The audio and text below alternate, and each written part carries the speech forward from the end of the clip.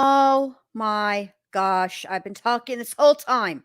Hi, welcome everybody. Thank you so much for being here. Oh, it's going to be one of those nights. Okay. So before we get started, I want you to know that I am watching for the verdict. Can you guys hear me now? Okay, good. So, the last update that I got, and let me just be clear, it's not because I'm special. I've been watching the closing arguments on Hidden True Crime, and she's at the courthouse. And I guess it was about 45 minutes, an hour ago, she updated and said that the jury had finished dinner and that they had gone back to deliberations. They were still deliberating. Um, and it's set 9:12 East Coast time, and it is 7:12 Mountain. So they were available to work tonight, so I don't know, and this is Mother's Day weekend. Maybe we'll have a verdict tonight, or it could be tomorrow. Okay, that's the last. Okay, so they've gone home. All right. All right, thank you, because I hadn't heard anything since then because I'm live now. So thank you guys. I appreciate that. All right, so probably tomorrow. I think tomorrow. Anyway, I'm going to have a word from our sponsor, and then we're going to get started. Okie dokie. All right, here we go. And Kai, when you're on Jen Lou's channel, what do you do with the like button? Smash, smash, smash! Yeah. All right, so let me bring up my guests. I've got Alex Erickson and I've got Crime Curious. Thank you, ladies, for being here. Hello. Thank you for Hello. having me, Bindi. I'm so glad you're here too, Jennifer. Yeah, me too. I know I sent you a message in the chat. I was like, "You're muted." At first, I just thought I took a wrong turn. I was giving a whole speech, and then I was like, and then I looked at chat, and it was like, we don't have any sound, and I was like, great, perfect, wonderful. We're already off to a fantastic start. Woohoo! So there you go. So the jury's gone home now. I mean, they deliberated quite a while today, though. You know, I don't know if anybody's gotten a chance to catch the closing arguments. But I mean, they were about like you would expect them to be. We'll go over them, just not tonight. But you know, the prosecution was very impassioned, and he gave an excellent closing argument. Unfortunately, the defense, like Leticia Stout, doesn't have like a whole lot to work with. So, yeah, I mean, he sort of went with, does it make sense that Lori would leave, if it were about Charles sex, for Chad. yeah, sex, power, and money. Okay, well, would it make sense, if that she would leave Charles for Chad when Chad was bankrupt and couldn't sell, and this is a direct quote, "Enough of his stupid books." Oh my God. Yeah. I was surprised. I didn't hear it. I heard Nady. I've only listened to, because Bentley had that play and stuff. All I heard was Nady today after, when he did like the quick live and was talking about it. And I was like, dang, they came. I'm surprised Lori's attorneys kind of came for Chad a little bit, it sounds like, but I don't know till I hear it. You think they did? Yeah. Jen? Oh yeah, they came for Chad quite a bit. Oh wow. That's basically, go ahead, Jen. Oh no, I was just gonna ask, what's Mark Means up to these days? I don't know. Me neither. I ain't seen him for a while, since like whenever he couldn't be her attorney anymore. I wonder if I'm sure he's keeping up with it. Oh yeah. All right, I got to find where we were yesterday, last time we were here. I have to find the but yeah, basically she didn't know. She didn't know that her kids were no longer alive. Ooh, Amber said Yes. Sorry. Yeah. I just saw Amber's comment. She said, I find it interesting whatever the defense said about Chad had Lori mad and crying. Oh. Well, they basically said that he was manipulative. I'm not all the way through with the defense's closing argument. So I'm not, I don't honestly, I can't say what they said. I can't tell you everything, but what I've heard so far is that Chad is not as good looking as Charles was. Chad is manipulative. Chad had stupid books.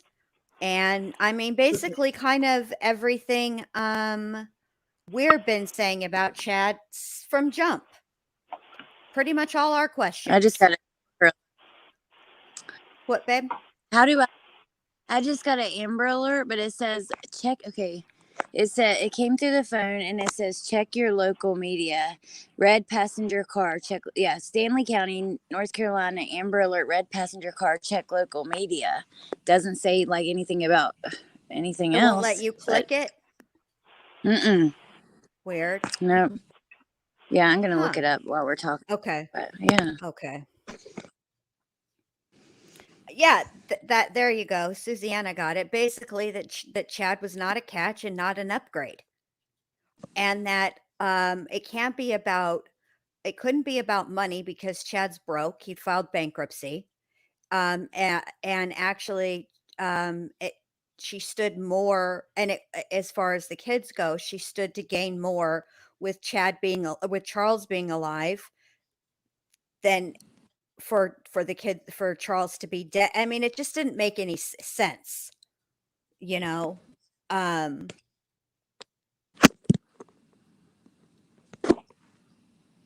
It just didn't make any sense. The fact of the matter is, it doesn't have to make sense to us. We are not the jury is not there to deliberate if Lori Vallow had a good thought process when she was picking men. Okay, that's not the jury's job. The jury's job is to based on the evidence, did the state meet their burden of proof beyond a reasonable doubt. Not all doubt, a reasonable doubt.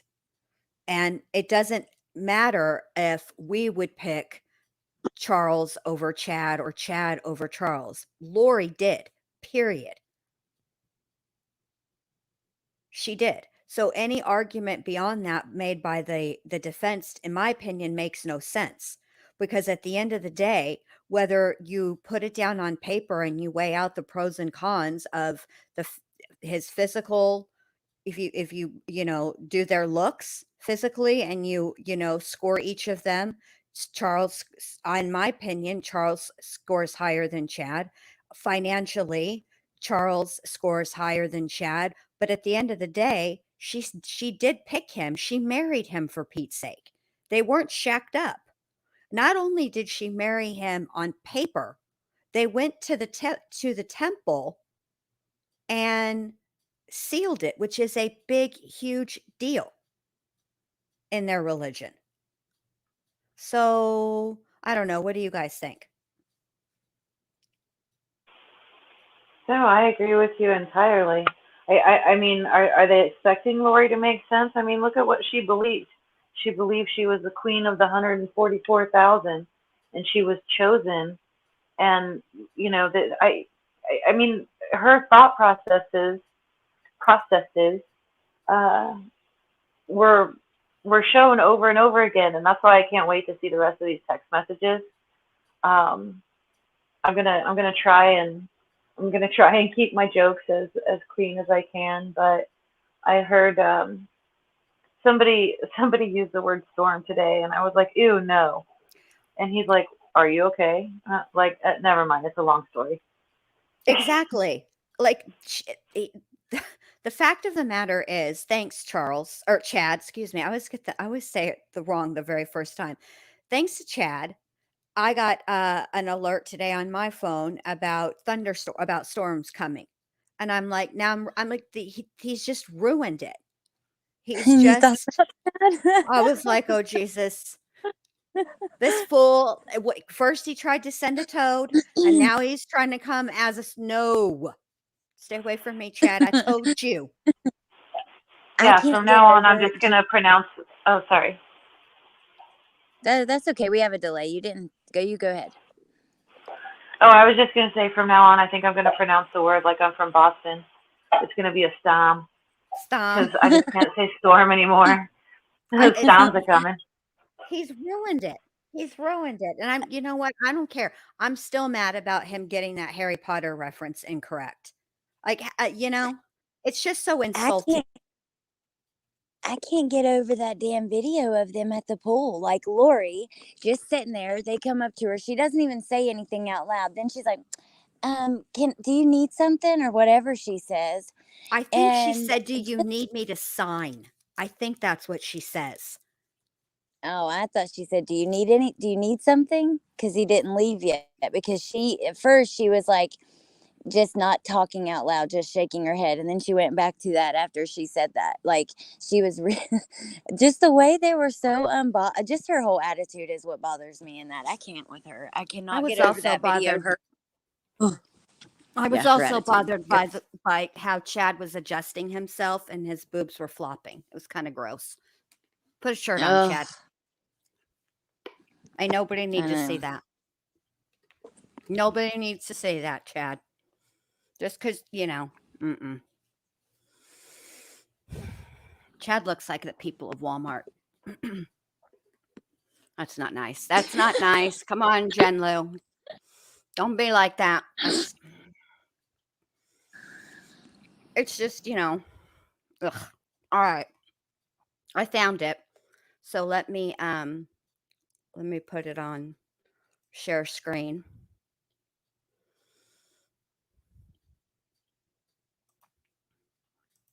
Okay.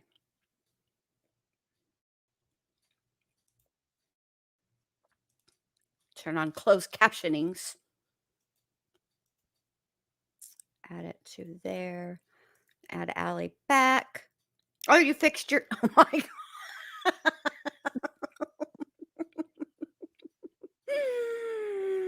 Oh my God.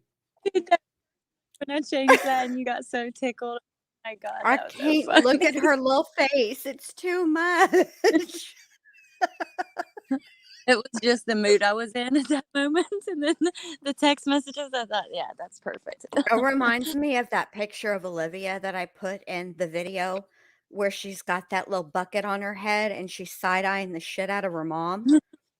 Well, Olivia gives excellent side-eye. I've never seen a baby. I mean, she's been doing it since she was little, like 7, 8 months. She's been side-eyeing pretty much since she came out the womb. and Elizabeth has been so good to capture it in a picture because it's so funny to me. There's nothing cute than that baby girl like that. Like, oh my God, how cute. She just saw, I mean, it's the best side. I gotta upload it and put it as an overlay. All right, I'm gonna mute and we're gonna play it. Okay, here we go. Okay.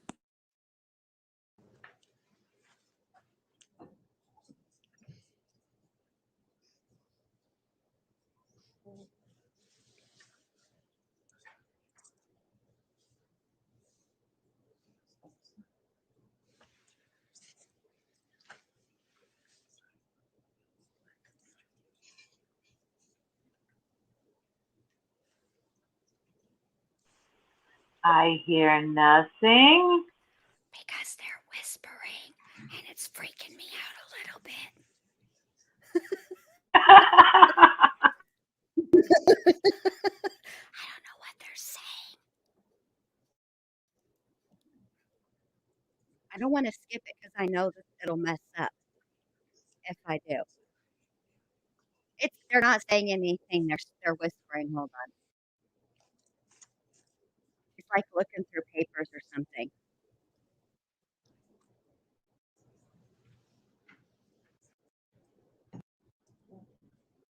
I can't get over what we learned right before this about Melanie's kids and her talking about wanting to harm them and wanting, take their pain up and not bother in the car with me because I don't really want to deal with their. CR22. Yes. Okay, so when I was watching Hidden True Crime, I was, obviously looking at the chat too, and somebody wondered if what's waiting for Melanie BP is in Arizona, not in Idaho, because what she did occurred in Arizona, her portion. You know what I mean? And maybe that's why Idaho isn't coming for Melanie BP there, but Arizona might be. We'll have to see. Well, I pushed pause. There's no sound right now. I paused it. Yeah, I just wanted to bring that up so that to have it in mind as we start back, because it blew my mind the other night. Y'all look at Crime Curious's name.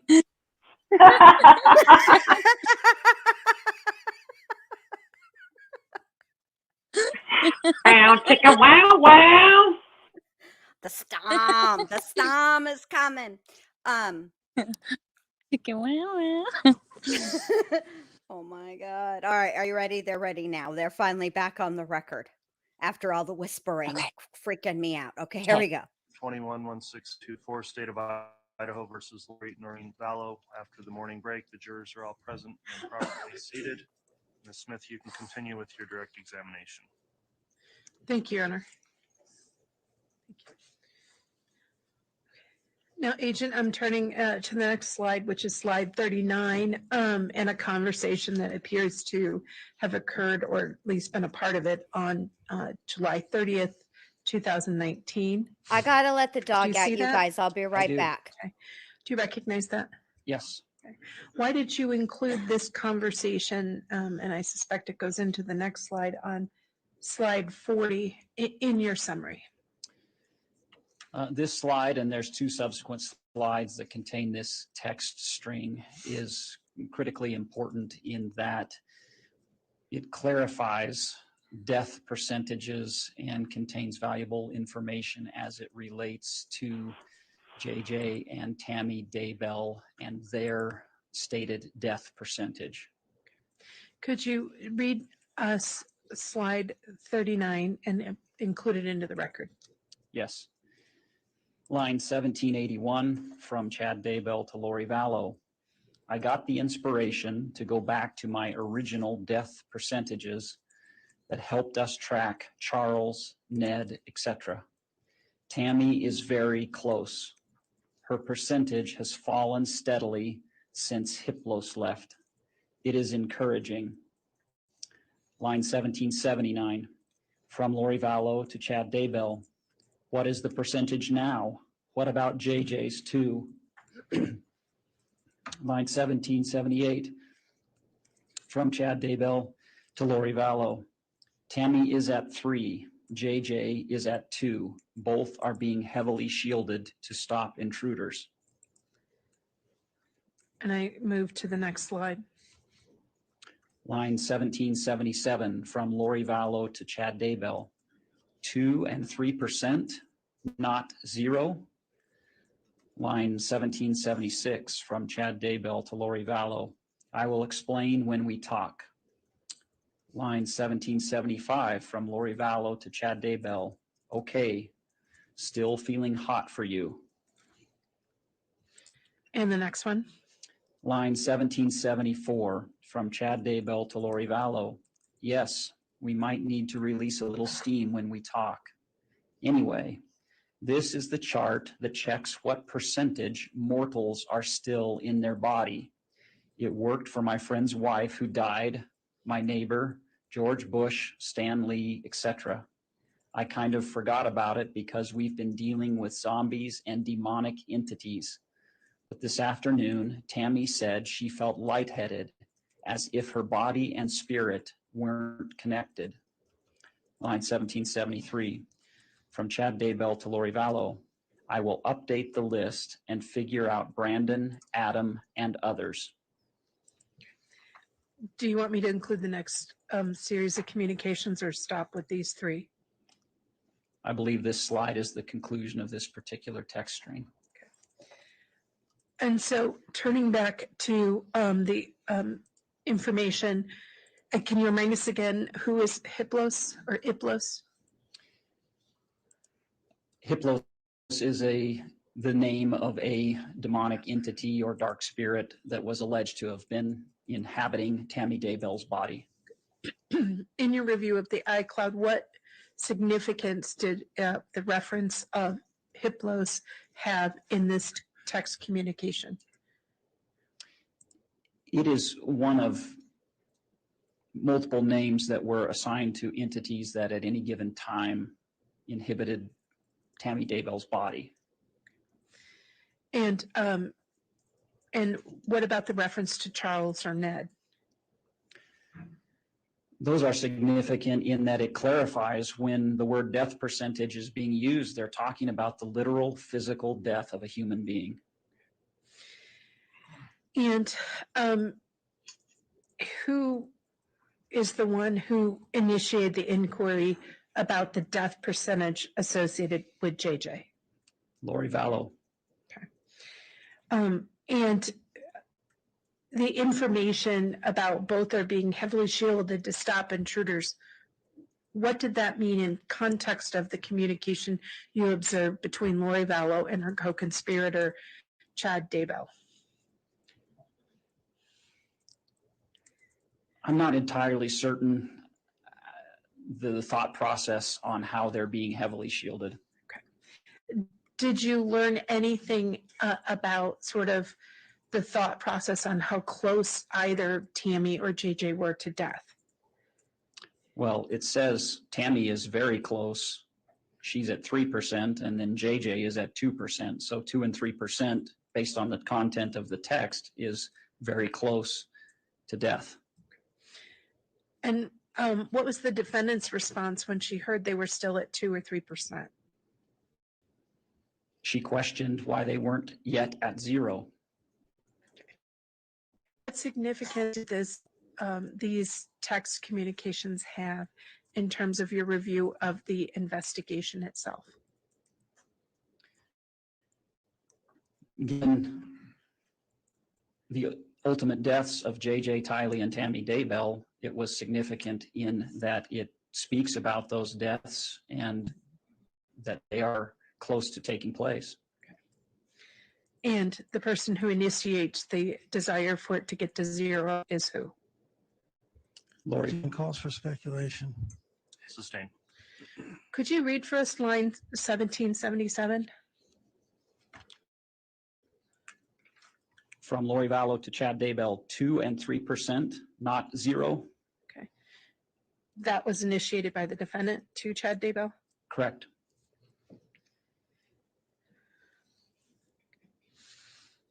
And in terms of lines, the slides on slide 41, line 1774 and 1773, why did you include these as part of that conversation? Well, to have the conversation captured in its totality, but also line 1774 is another verification that they are indeed talking about real, literal deaths when he references "for my friends who died."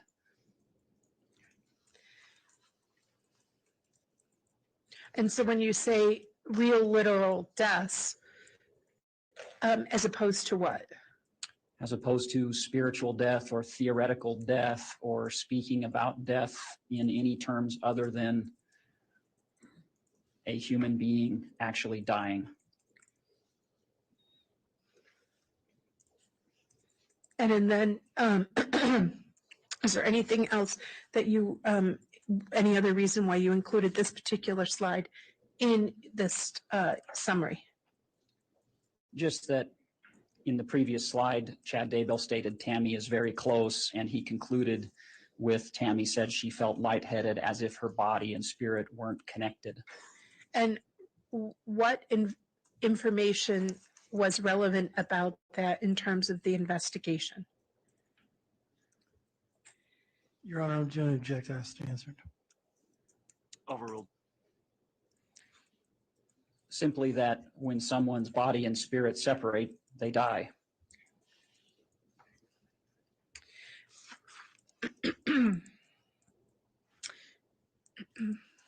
So turning to slide 42, do you see those communications also from July 30th, 2019? Yes. Okay. Why did you include this particular set of communications in your summary? Mainly for the last line, which references the fabulous life that Chad Daybell and Lori Vallow are going to have together. Could you read the contents of slide 42 into the record, please? Yes, line 17.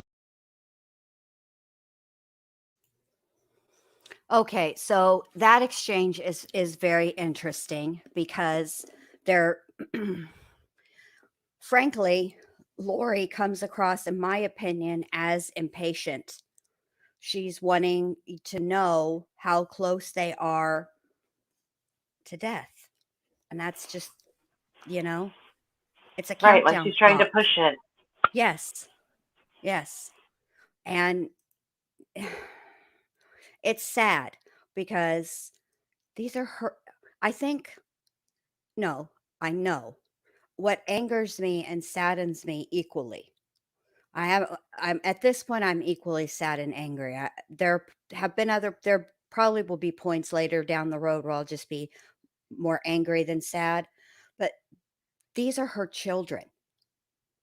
Tylee, she gave birth to, and JJ, she picked, she chose, she promised to take care of him. When you give birth, it's sort of an unspoken promise, but an adoption is something very different. And it just breaks my heart that she wants them gone. She is ready to live this fantastic life with Chad. And I will say this, in the closing arguments, one of the things that the prosecution said that I thought was very impactful and really important, and he said it towards the end, was on the first go round. He, on their initial closing argument, say they haven't done their rebuttal yet, but when I was listening, I hadn't heard it yet. Anyway, was that this isn't about religion. People are allowed to believe whatever they want to believe. But what you're not allowed to do, and what is illegal, is to use your religious beliefs as a justification for murder. And that's what Lori did. And I thought that was an important thing to tell the jury, to leave the jury with, because I don't understand their thought process. I don't understand their religious beliefs, right? And I don't have to, and I wouldn't care what they believed, except for the fact that they used it as a justification to kill people. They used it as a justification to kill Charles, to kill Tammy, to kill JJ, and to kill Tylee. And that's where the problem is for me with their religious beliefs, is that they use it as a justification. Not that they believed in zombies, not that they believed that, or not believe exactly Woofy, not that they, believed that they were going to be the leaders of the 144,000. I don't care about any of that. People can believe what they want to believe or not believe, whatever. But the fact that they used it the way that they did is disgusting and despicable, and I just don't, whew, just sad. Yeah, they're What do you, completely selfish. exactly. Exactly. When you take in I just cannot with Lori. She's just so selfish to think like, and to hear the way that I don't know, it just baffles me to hear the way that they talk about it so nonchalant like that. Like, And like, especially like the giving the kids pain, those messages and stuff. I don't think we've actually heard them all, because when I heard a recap from these, a few I hadn't heard yet. So I won't, I think we might actually hear some more, right, Jen? You've heard them Oh, all. yeah. Okay. Oh, yeah. We still have like another. So at this point, we're an hour and 47 minutes into 2 hours and 18 minutes. So we've got like another, I don't know, 45 minutes or 50 minutes. I'm not good at math like that. So Well, is it part 2? It says part 1. Is there like a text message? there is a part 2. So we're gonna hear that as well. But I think that it is part 2, I think, is very brief as far as reading more text. It's mainly the cross examination, if I remember correctly. But it doesn't matter because we're going to hear them all regardless at some point. I mean, we don't have to do it all tonight. That's a big ask on a Thursday. But, I do want to go through these. And, while we're waiting, and even after, when we get the verdict, I still want to go through stuff because I think there's a lot that we didn't get to go over, that we didn't get to go in depth on. And I guess Chad's trial is in 2024 now?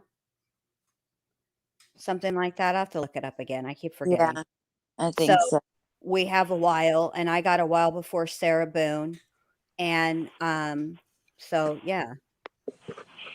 Yeah, I definitely want to know as much as we can about it. I want to know all the details. I want to know. Me too. Yeah. So. How do you think that Lori's verdict will affect Chad's trial? Oh.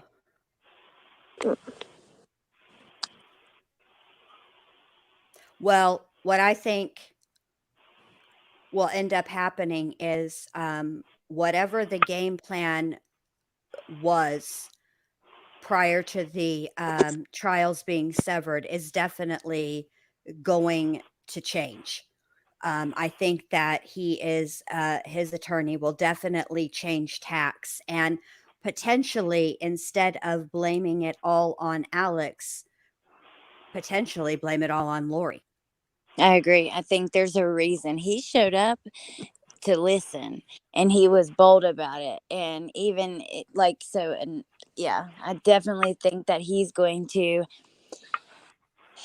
like mold his defense around this, whatever happens in it. Now, as far as how do I think that I don't know, it's going to be really interesting. I definitely think it's going to affect it. I don't know how. It's going to be interesting to see once we get the verdict and then things move along. But that's a good question.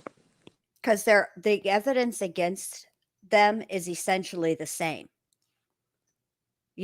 So, there will be some witnesses in Chad's trial that maybe weren't in Lori's. Like it might be possible that Chad himself, maybe he decides to take the stand, or I've heard a lot of talk about Chad's children testifying for their father.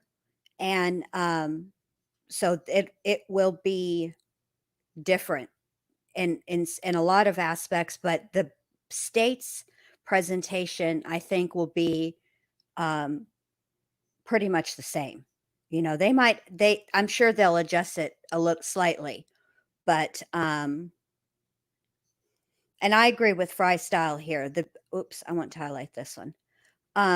We do need to go to the B players because yeah, Lori is still facing charges in Arizona. And as far as the B players, I do think that I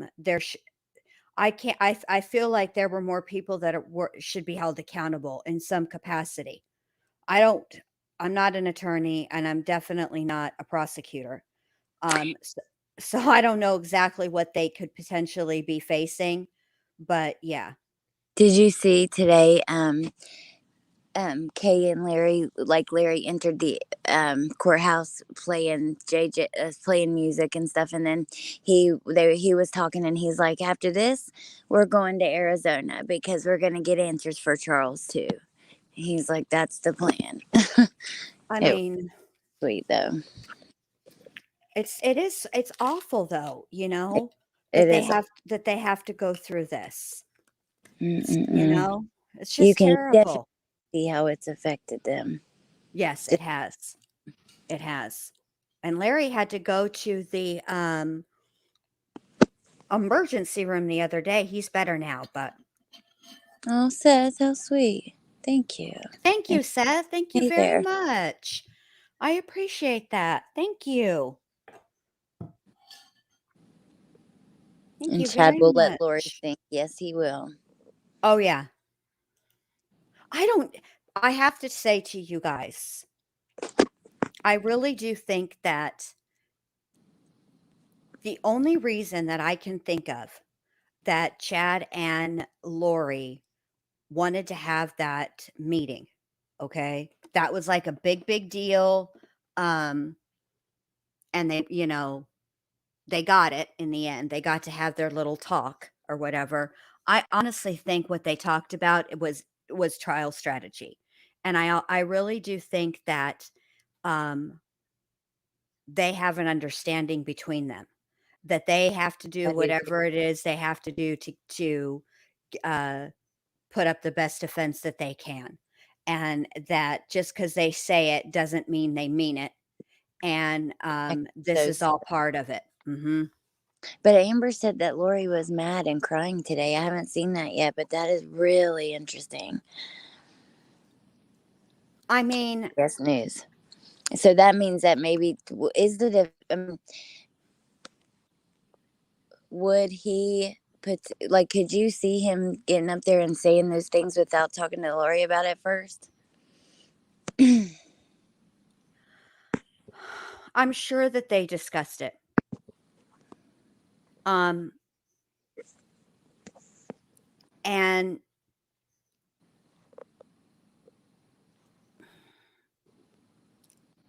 I think that Lori is she's manipulative and thinks so much of herself that I think she's under the misconception that if she cries, it will appear to the jury as if she has some amount of remorse. Although if she cried because if the crying occurred, as I've heard, that it was because of during the defense's closing when they were specifically kind of going in on Chad, that's ridiculous. That would be the worst timing ever. The time to cry would be when he's talking about your children, because he cried. Archibald cried. Got a little choked up when he was talking about JJ and Tylee when they were discovered. Oh my God. Mm-hmm. Oh. What did he say about that? Like, what do you mean he cried and got you? I heard Nate say it, but he didn't like really. So he was talking about when the detective who is the one that was out there in charge and is the one that came on the, you know, was part of the excavation and came upon their remains. And he said when they found JJ and we heard that testimony and he started to get choked up. And he said, I mean, that testimony was brutal. And it was. Yes, it was. But the way that as I've been like trying to figure out what their belief system is, you know that I've been paying particular attention to it and really taking notice of just exactly what it was as much as you can, because a lot of it is kind of secretive. You know, people have convenient memory loss. Yeah. But as far as I can tell, it almost seems to me like Chad and Lori, in their minds, are like martyrs, and that this is a test, that they don't really care about. This is nothing, because this is only one probation. They've been through multiple probations, and God will fix it so that they can come back and again gather up the 144,000. That's their destiny, for lack of a better word. It makes no sense that Lori and Melanie would be so close, and Lori would be so comfortable with Melanie to tell her about JJ behavior and him being a zombie, Tally being a zombie, all about Charles, the plan, this, for, even she said, Melanie straight up says it was a planned self-defense in that call. So it just makes no sense that she'd be that comfortable with her. But then Melanie comes to her house and whatever happens, and then nobody says a word about it.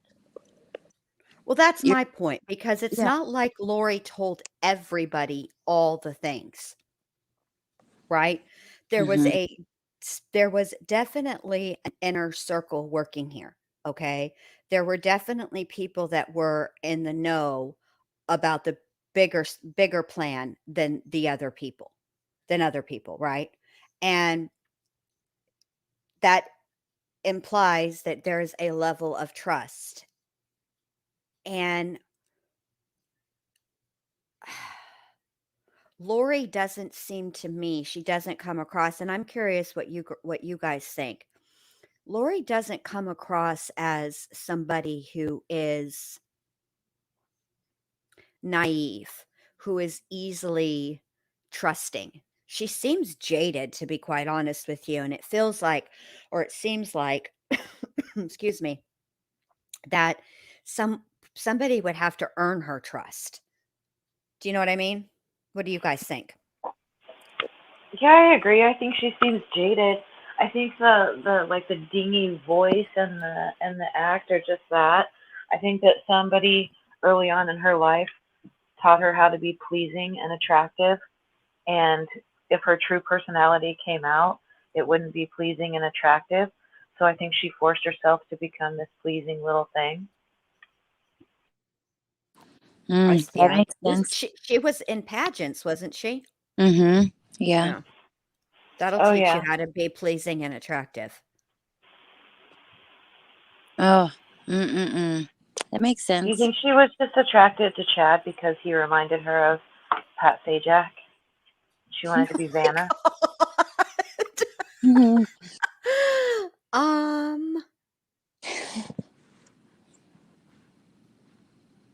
I think she was attracted to the status and being with somebody who was on, like, that close in contact with the other side and that close to the veil. And also Chad was actually like looked up to in this one little corner of the, not even Mormon community, but I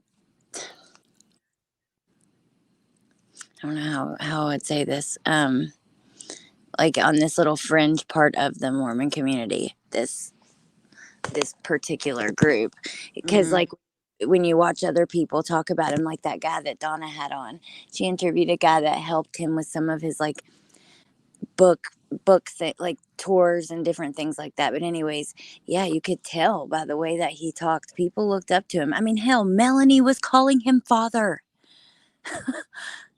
Father. I mean, what the Cordro, what the F? Oh, you're welcome. Good night, Wolfie. Good night, Seth. Thanks, y'all, for being here. I've seen that clip, yes, Angela, when Lori was on Wheel of Fortune. I think that Lori and Chad had one big, huge thing in common, and that is they were willing to think out of the box.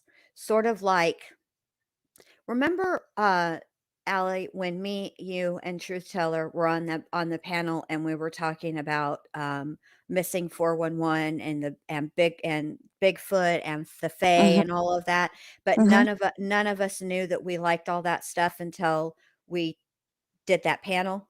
Yeah. How into it we were. I think that's kind of like how Chad and Lori were. Like I think that Chad and Lori were trying to I think they were people that thought a lot about the next life, or what was not the next life, what was next for them. I think they spent an inordinate amount of time wondering what happens when we die. And I think that they both I think they both I think that's what the attraction was, is that they could sit together and have those types of conversations where I don't think Chad or Charles, I don't think he thought about it in the same way that Lori did. And I don't think that Tammy thought about it in the same way that Chad did. And I think that was the attraction. There is something to be said for, we can't see it because we're not into the same things. So, but I think we've all experienced a person that, if you just physically, they're like a 6, right? But then they talk and they've got a really great sense of humor, or whatever it is that, bumps them up to like a 7 or an 8. Because let's be honest, a 10 does not exist, because 10 is perfection. Nobody is a 10. But that bumps them up to a 7 or an 8. And it's different things for different people.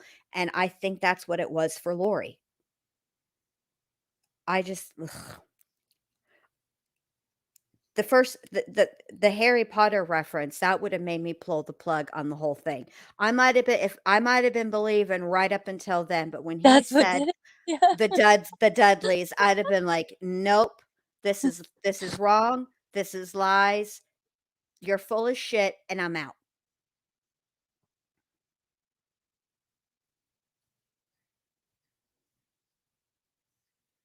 Oh, this is interesting. By the way, Jen Lu, they only acted like they were sealed in the temple. They were doing work for a dead couple that had passed. The church would never let them do that. I didn't think the church would let them do that, but I mean, that whole story made me completely uncomfortable. I mean, they were making out in the damn church, in the temple. Like, I would never go into a Catholic church and make out. We've already talked about this. I don't have to go into this with you. It creeps me out. It weirds me out. Like, that is the last place I would ever be turned on, is in church. I'm too afraid that every time I go into church, when I go to the mass and I put my finger in that holy water, I'd be doing it tentatively at first, just in case that shit starts to burn. Because I worry about that kind of shit. I'm just saying. Well, I didn't think the church let them do it. I just kind of thought that they had like some sort of clandestine, like their own version of it. You know what I mean? That they did. Probably, yeah.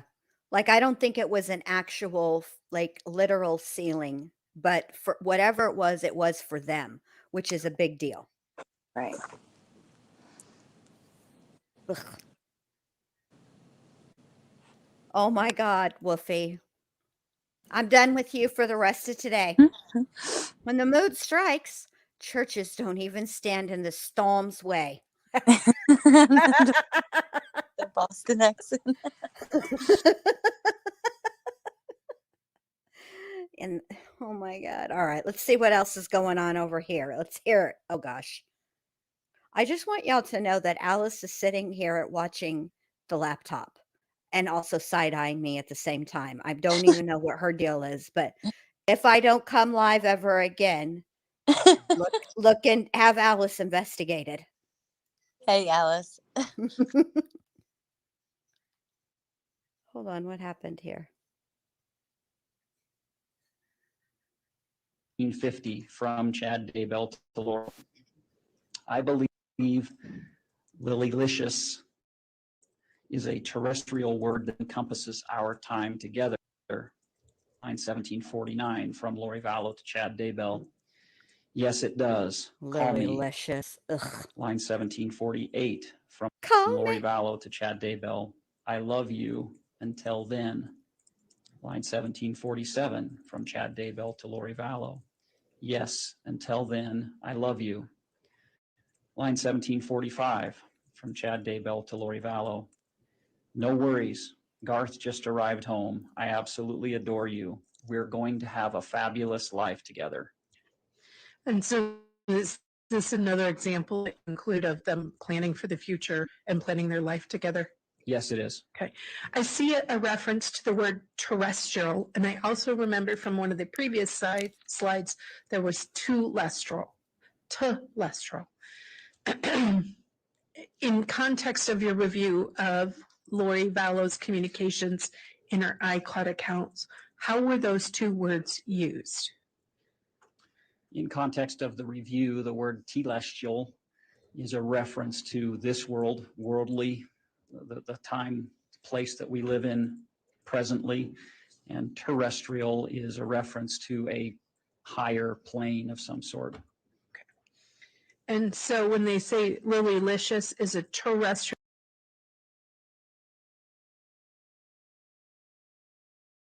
I can't let this comment go. Hold on a second. I am the Senate. All right, that's all I wanted to do. Word that encompasses our time together in this context and in context of your review, what did it mean? Objection. It's going to call for speculation. I don't see enough foundation for him to answer at this point, Ms. Smith. Were the words telestial and terrestrial used frequently within the iCloud, or on occasion within the iCloud? Telestial was used quite a bit. Terrestrial was not used nearly as much. Okay. How was telestial used? In reference to this world. Okay. And I believe you've told us terrestrial was used in what context, as used by the defendant in her own communications with her co-conspirator? With reference to a higher plane, a more elevated place. Okay. And so Lily-licious would be reference to a higher place word encompassing their relationship. Another word that now needs to be banned and erased from my memory bank. Text communications that are reflected on slide 43. Why did you include these communications? There were some communications in the iCloud that provided insight into Tylee Ryan and JJ Vallow's behaviors that were relevant. And relevant to the investigation and to investigative follow-up? Relevant just in establishing a pattern of life or how they behaved. Okay. Could you read to us the contents of slide 43 into the record, please? Yes.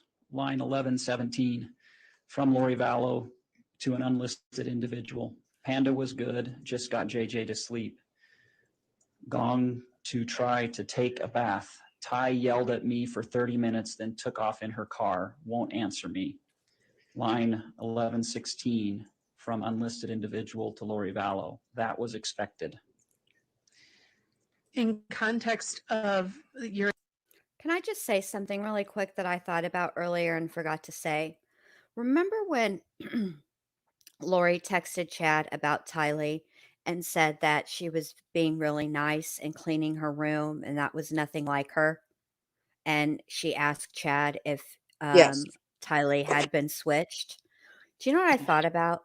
Remember when Melanie Gibb said that she was talking to Lori and I guess Tylee overheard and Lori called Tylee a zombie and Tylee was like, not me, Mom, or something like that. Mm-hmm.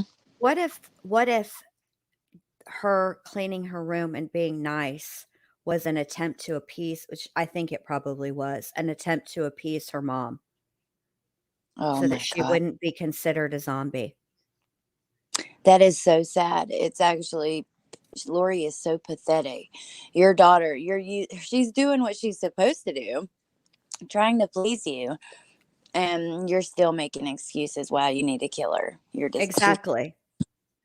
Like Tylee couldn't get it right. Like anything that Tylee does is negative. If she cleans, she's a zombie. If she's nice, she's a zombie.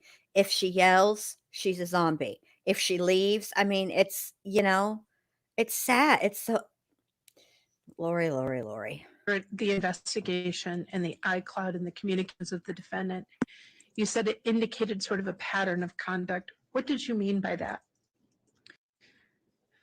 There were voluminous communications between Charles Vallow and Lori Vallow regarding difficulties that they were having with Tylee as a teenage girl.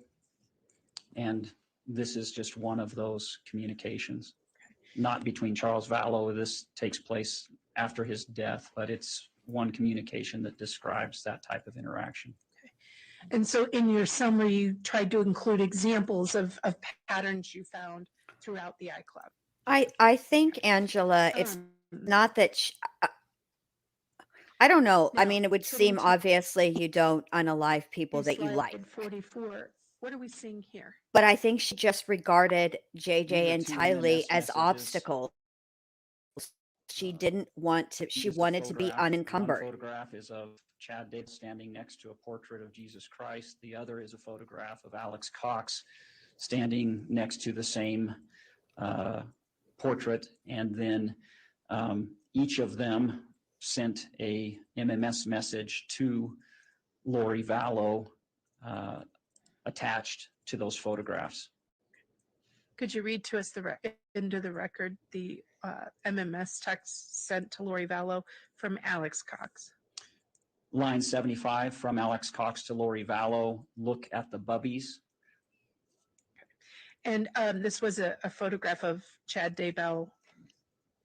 Correct. Okay. And it was Chad next to a picture of Jesus. Yes. Okay. And could you read into the record line 76 of the MMS text message from Chad Daybell to Lori Vallow? Line 76, photograph of Alex Cox, two exalted beings. And why did you include these in your summary for the jury? For two reasons. One, to show Chad Daybell and Alex Cox together on August 7th of 2019.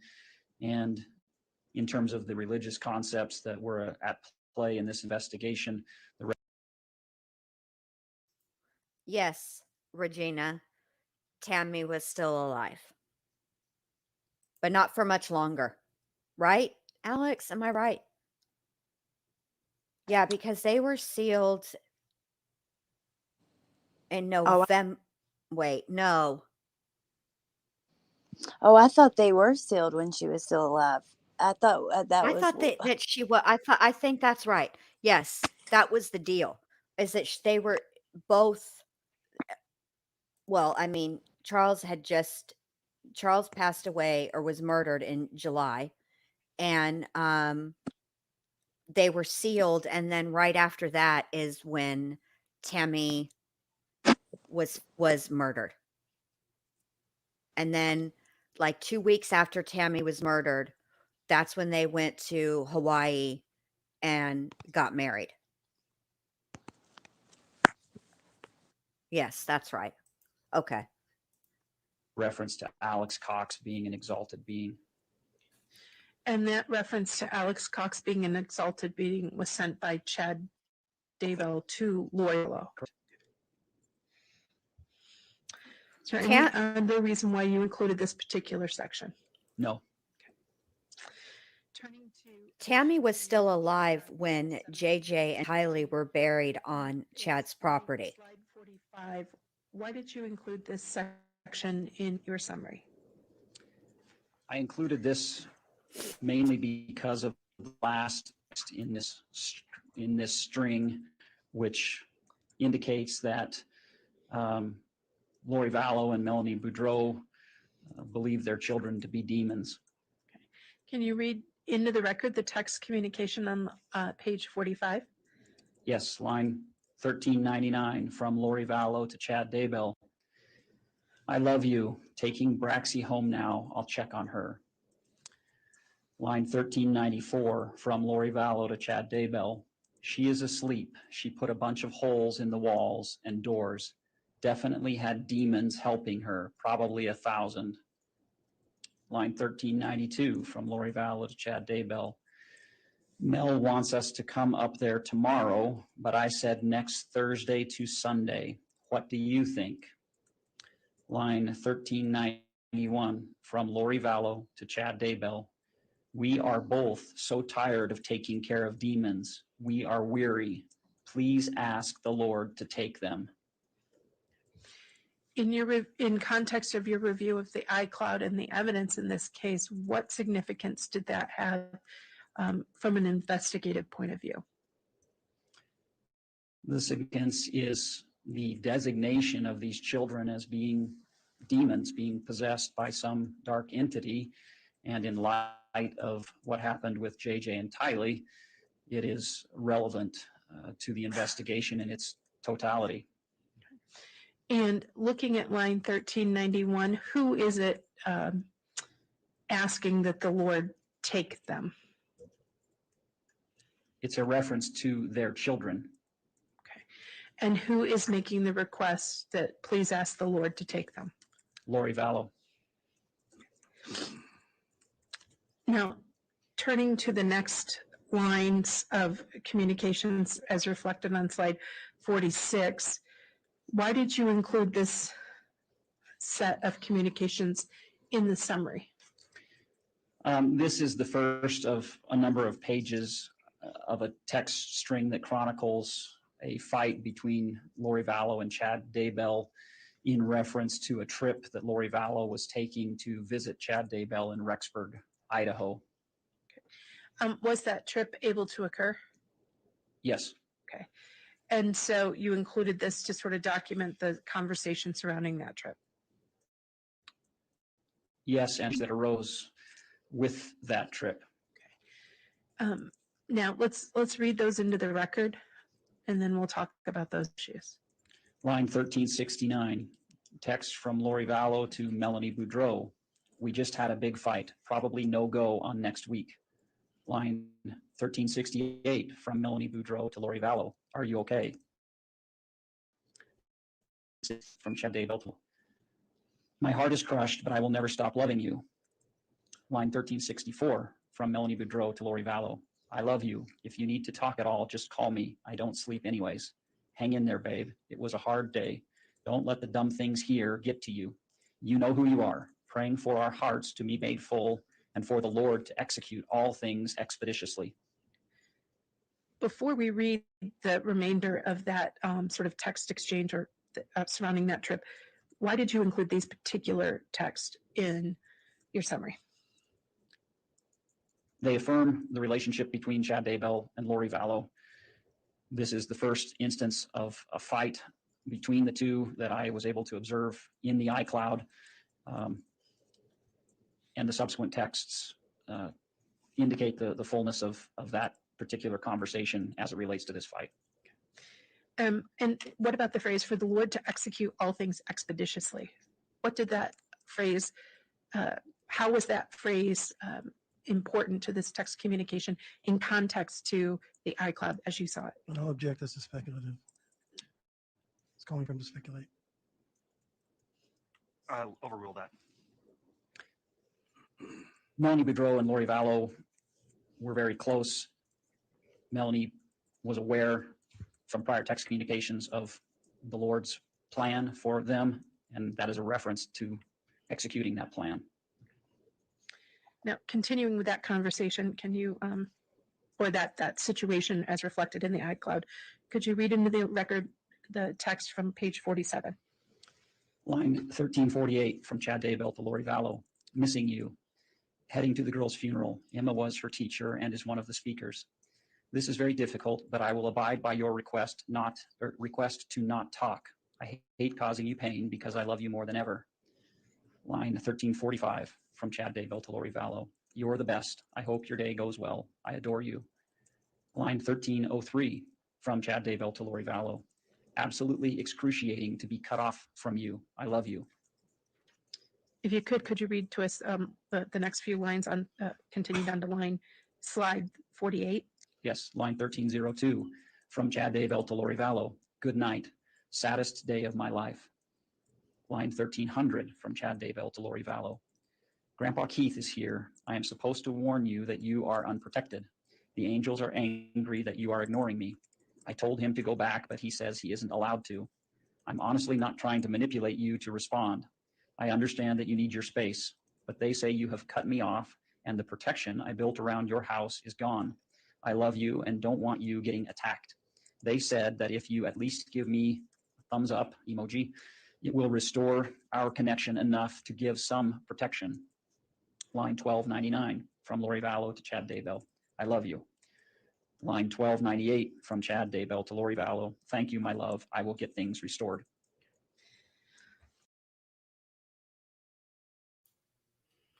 Okay, what do we think about that, girls? Guilty.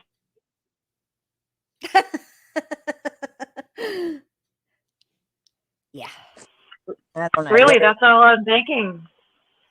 To me, I just think yeah. Lori's desperate and just cringy, embarrassing. I don't know. That's what I'm thinking. But you see, they had a little fight, right? And what happened? Here comes Chad blowing up her phone, and she's not answering, and she's not answering. And then finally he says, Grandpa Keith is here, and I just want you to know, by the way, the angels are bigly mad at you. They's pissed, and now you have no protection. So they said that if you gave me a thumbs up emoji, everything, we could be cool again. Everything could go back to how it was. Yeah, but that's what I mean. She's like, I don't know. She wants to be his one and only. I don't know. She just seems it's really interesting, their dynamic, but it is. It's interesting because you have on the ones you have Chad's family, his kids, right?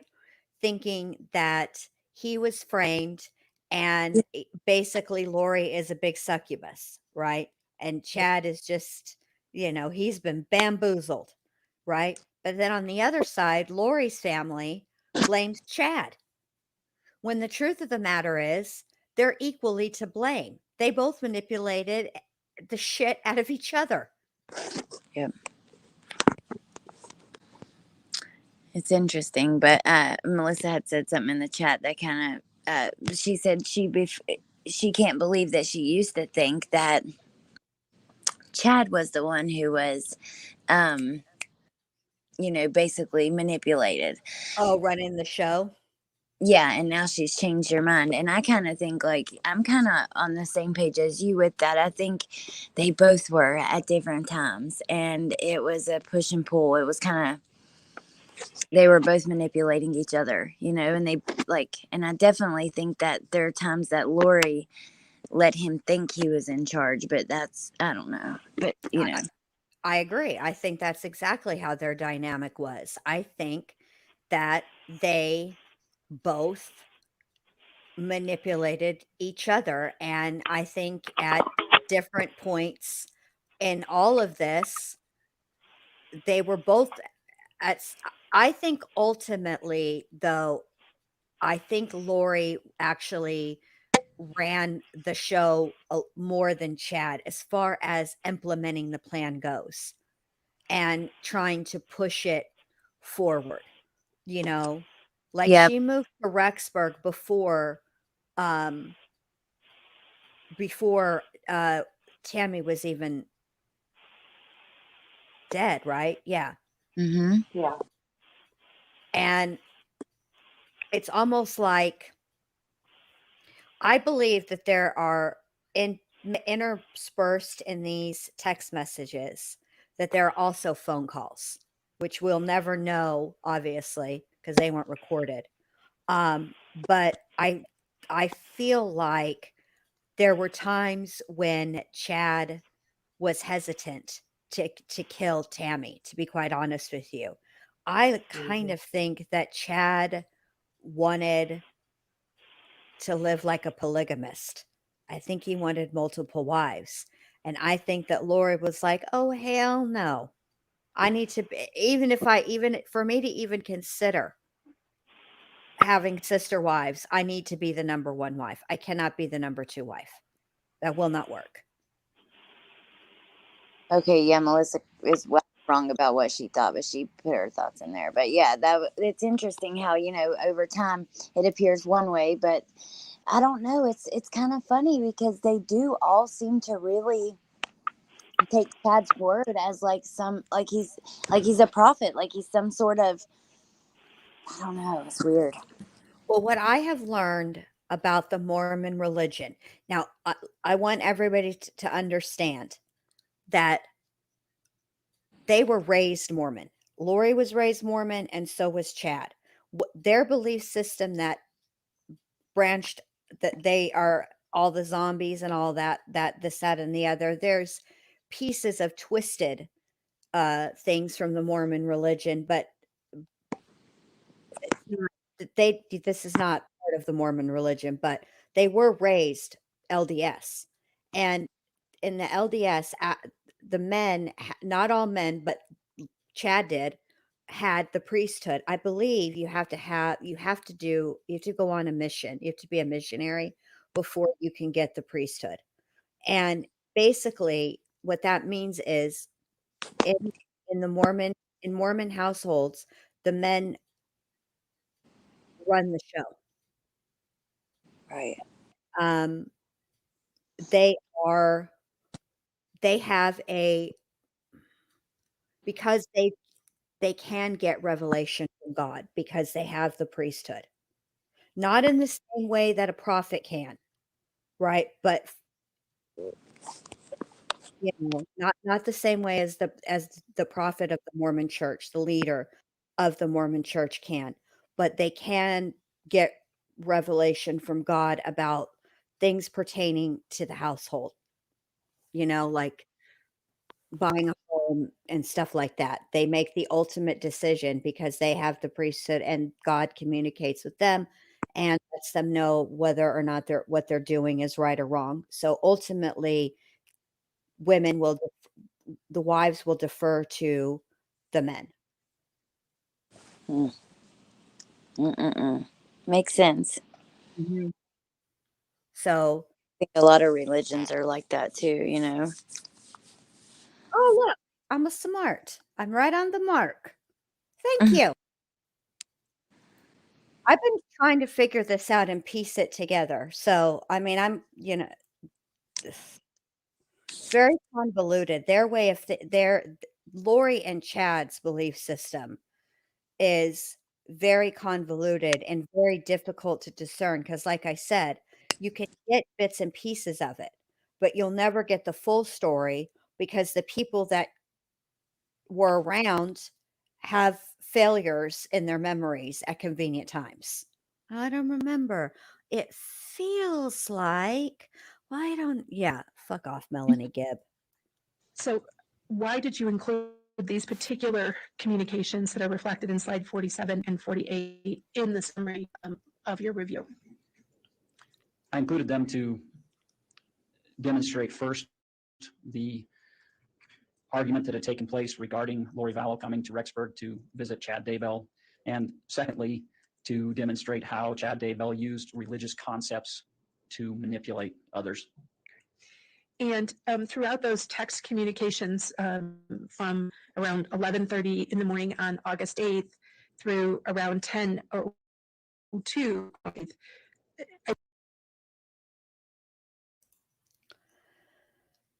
as hard as this is to believe, Melissa, I think both. I think that they really believed in what they were doing, but I also think that they knew what they were doing was wrong. And also think about this. There's a reason Lori Vallow was found incompetent twice. We didn't see that with Letitia Stalk. She wasn't fooling anybody. I truly believe that, I think she believed a lot of it. I do. I can't help it. And I don't think that she would be able to fake it and get it by like some of the experts that they would have looking at her. I just don't see it. Well, so for Lori and her competency, okay, she can have a mental health issue, right? Like, for example, just for one example, I don't know what she has and I don't know what the deal is, but for an example, let's say that they bring her in and do all the things, and something's not right. So they do some further testing, and they end up diagnosing her with bipolar. If she is diagnosed as bipolar and unmedicated, then they will declare her incompetent because she has to be able to assist in her defense, right? Right. That's Yeah. the main component of, I mean, it's all important, but the main thing they want is for you to be able to, you got to Yeah. understand your charges, blah, blah, blah, blah, blah, right? So Yeah. once they medicate her, then she's competent. Right. So she definitely has some kind of something, you know? Mhm. Yeah, it's interesting. It's really, really interesting. But so think about like Letitia versus her, you know, and the way that all the experts, Yeah. besides her own, but all the ones that were evaluating her, they obviously could tell she was faking. Well, right. I don't think that generalized anxiety disorder would render you incompetent or incapable of assisting in your own defense. Like, it wouldn't keep you from behaving or understanding what a courtroom is, who's the judge, you know, and what his or her job is, who's your lawyer. It wouldn't, you know, I mean, it might make you have, you know, it wouldn't, yeah, fucking Letitia. I wonder how different things would be if, you know, their jurisdictions were switched. You know, if Lori got tried in Colorado and Letitia got tried in Idaho. Oh, Letitia would be host because there's no insanity defense in Idaho. So what And would there's the she death do? penalty. But I also Yeah, think that's true. like FBI had a lot of involvement in Lori's case. I think Letitia would be screwed in either one. And Lori, I mean, I think she would use the insanity defense. And you know what? She might actually, I don't know, she might actually convince some people. I'm not sure. But I don't think she would have convinced Dr. Torres. But I mean, no, I'm saying if she was truly ill, Dr. Torres would have said she was true. I'm just saying, I think that the doctors they had evaluating her were probably pretty good. This was a very high stakes thing, and the FBI, you know, there was a lot of major people That's involved. true. I just think that, yeah, Lori, if she was there, she would be. I'm talking about like the jury, though. Oh, yeah. Yeah, like I think she might have been able to convince a jury member too that she was not in her right mind at the time. Right, and there's proof before even Charles died. You know, there's proof that, you know, he wanted her on a hold for mental health. Yes. And, you know, there's proof that people were concerned about her mental health before all of this. Yeah. Where in Letitia's case, you know, she just wanted Xanax or whatever. Exactly. Like you got like they said in Letitia's case, usually you got family members, you know, trying to get you help, or people are noticing something's not right, or you know what I mean? It's with Letitia, nobody thought that at all. With Lori, you do have that element in there, so it's I don't know. That's true. I don't know how that's going to work, Pepper. I'm going to have to look into that. Let me look into what could be coming down the road for Lori Vallow in Arizona. I see multiple communications from Chad to Lori. Were there many communications from Lori back to him? No, as is shown, she was ignoring him up until the 9:53 p.m. And so is line 13 his response to being ignored? Line 1300? Line 1300, yes, sir. Yes. Okay. And what significance did Grandpa Keith have to you, if any, in context of that communication? It's my understanding that Grandpa Keith is deceased, so it's Chad Daybell claiming that a deceased relative was visiting him to... I'm going to object, move to strike. He's speculating. Sustained. Okay. So the phrase Grandpa Keith is here. Is that that communication was from Chad Daybell to Lori Vallow? Yes. Okay. And then the rest of that, Chad indicates he's supposed to warn her that she's not protected. Correct. And in order to provide the protection, she's got to give him a thumbs up or some sort of sign? Yes. And does Lori Vallow do that? Yes. Is there anything else of significance in that particular set of text communications? No. Moving to some communication on August 9th, 2019. Do you see those reflected in slide 49? I do. Okay. Can you, what significance did this line of communication have in terms of your summary? So there's this slide, and this text string continues into the subsequent slide. This is significant in that it is an occasion where we see Chad Daybell designating someone as a dark spirit and Lori Vallow disagreeing with Chad Daybell's designation and making her own designation as to that individual's status. And does it show any pushback or disagreement from Chad on her own designation? He subsequently agrees to her designation. Could you please read into the record slide 49 and 50? Line 1232 from Lori Vallow to Chad Daybell. Can you check Nathan Pacheco, see what level he is? Is he light? Line 1231 from Lori Vallow to Chad Daybell. Also Mike Stroud. Mel G thinks he went dark, but I think he's light. Oh, Mel Line G, huh? From Chad Daybell to Lori Vallow. I thought I will check those two. Hold the phone. Line 1226 from Chad Daybell to Lori Vallow. Any guesses on Pacheco? Line 1225 from Lori Vallow to Chad Daybell. Just tell me. Line 1224 from Chad Daybell to Lori Vallow. 4.1 dark. And slide 50? Line 1222 from Lori Vallow to Chad Daybell. Nope, I get 5.1 light, part of our team. Line 1221 from Chad Daybell to Lori Vallow. We'll go with your answer. Line 1220 from Lori Vallow to Chad Daybell. Why? What's wrong with your picker? Line 1219 from Lori Vallow to Chad Daybell. What about Mike Stroud? Seriously. Line 1218 from Chad Daybell to Lori Vallow. He's done a great infiltration job. And so you indicated that this reflected an exchange on rating people. Why did you include this particular exchange? Traditionally, Chad Daybell was the one who would designate people as he would give these light or dark scores. This is an occasion where Lori Vallow disagrees with his score and designates her own score. And again, it appears that Chad Daybell specifically said, we'll go with your answer. Correct. How about that, y'all? Yeah. Mel G, who does not believe in that, I was kind of believing, but not really believing, is out here designating. And they point out that Chad goes with like that. Lori's also making some calls. Correct. So it wasn't all. See, this is what the thing about cults is. It doesn't work with just one person. So a good cult leader knows every so often you have to give in. You got to give a little to get more. But I'm wow, Mel G.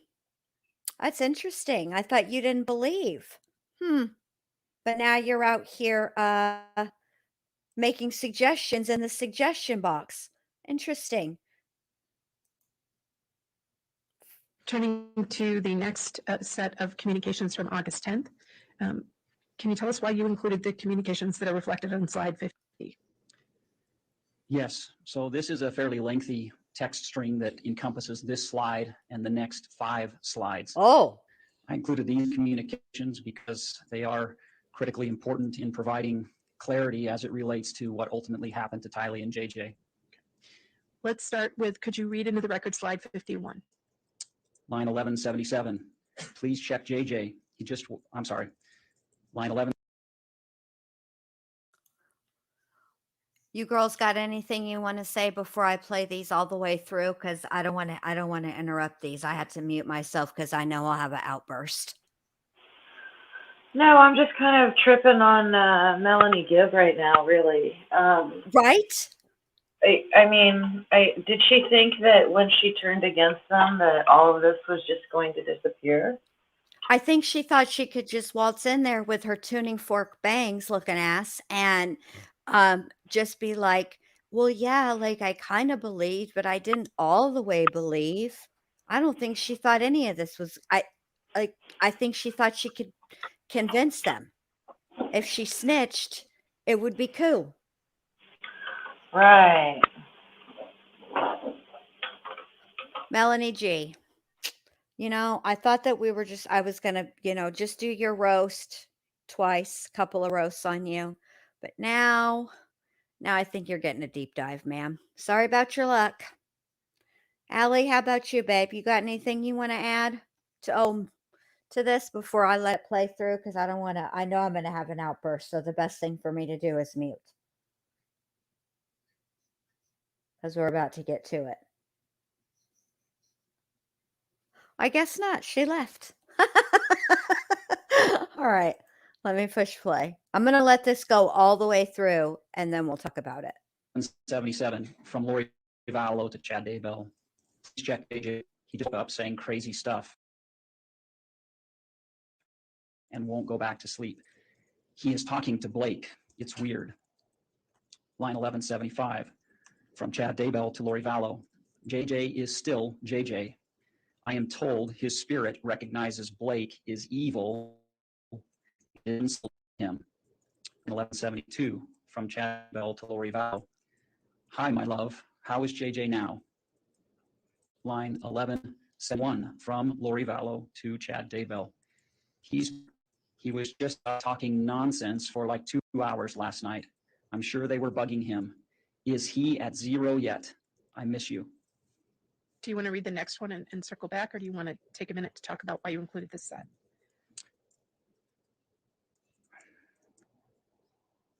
Why don't we read the entire okay. text string in its totality and then circle back? Okay. So turning to slide 52, could you please read slide 52 into the record? Line 1170 from Chad Daybell to Lori Vallow. Yes, he's at 0. He probably was partly through the veil, talking to people both light and dark. Line 1169 from Lori Vallow to Chad Daybell. Maybe he was talking to the real Blake. Line 1167 from Chad Daybell to Lori Vallow. Yes, that was the real Blake. And continuing on the conversation in line 53, at slide 53. Line 1165 from Lori Vallow to Chad Daybell. Do you think there is a perfectly orchestrated plan to take the children? And we just have to wait for it to be carried out. Line 1164 from Lori Vallow to Chad Daybell. I feel lost, like I should be doing something to help. Line 1161 from Chad Daybell to Lori Vallow. There is a plan being orchestrated for the children. Show last night how it fit together, but it has been taken from my mind, of course.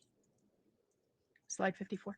Line 1159 from Lori Vallow to Chad Daybell. What should I be doing? Line 1158 from Chad Daybell to Lori Vallow. You are doing everything right, my love. The Lord told me she is right on track. He said to just keep resolving the telestial issues so you are unencumbered and fully free. Line 1155 from Chad Daybell to Lori Vallow. That actually feels good that JJ was talking to the real bacon. He was barely attached to his body. And slide 55. Line 1125 from Chad Daybell to Lori Vallow. You are so incredible. In many ways, your mission has barely begun. Line 1124 from Lori Vallow to Chad Daybell. As long as it ends with you, it's all good. Line 1123 from Chad Daybell to Lori Vallow. Yes, cheek to cheek, loin to loin. It isn't very far away, my love. Line 1120 from Lori Vallow to Chad Daybell. I could see with you and be cheek to cheek.